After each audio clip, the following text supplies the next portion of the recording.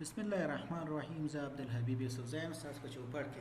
اوس راځو څنګه یو کلام موف کوو د بل کلام مخ ته، یا یو کلام د یو ځای نه د بل کلام مخ ته انتقالوو، یا یو را د بل را مخ ته موف کوو.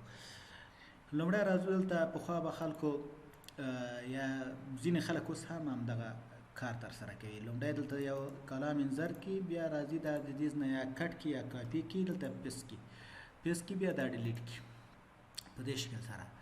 نو د دې اسانه کړنلاره یا اسانه طریقه دا ده چې مثال دا کلام دلته سلیکټ کو، شیفټ په کیبورډ کې د زور لاندې ونیسئ او بیا دا کلام ونیسئ، رایولئ دلته د جنوري مخې ته. ګوره کلام بیرته دا ځای د جون دا ځای راډک بیرته، یعنی پرې نه ښودو چې مثال دې خواته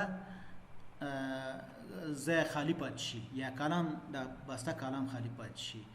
نو په دې شکل سره موږ کولی شو چې یو کلام د بل ځای نه یو ځای که غواړو چې د یو څخه دوه کلامه یا درې کلامه سره موف کړو، هماغومره اندازه باندې کلامونه سلیکټ کړئ او بیا شیفټ په کیبورډ کې د زور لاندې ونیسئ او دغه کلامونه راکاږئ، دلته یې خوشي کړئ. مثال په دې شکل سره، یا بیرته داسې راکاږئ، دلته یې خوشي کړئ. مثال په دې شکل بیرته خپل ځای ته راغله. که غواړئ چې مثال دا همدلته وي خو دوه کلامه نور کاپي شي د جنوري څخه مخې ته، بیا شیفټ او کنټرول دواړه زور لاندې ونیسئ. شیفټ کلي او د کنټرول کلي دواړه یو ځای د زور لاندې ونیسئ. ګوره د دې ځای نه ونیسئ، ګوره د علامه بدله کړه ماوس پوینټر، داسې راشئ کوم ځای کې چې اضافه کوئ دا کلامونه دلته اضافه کوئ. ګوره دا دوه کلامه دلته هم دي او هلته هم دي. کنټرول ځای زه دا کار نه کوم. اوس مثال راځم که دا دوه کلامونه مثال زه غواړم راګانې وبخښئ راګانې زه غواړم چې لاندې راولم، د وایس احمد لاندې دلته ګوره مثال پاس هغه پورته په اتومات ډول سره ور وختل.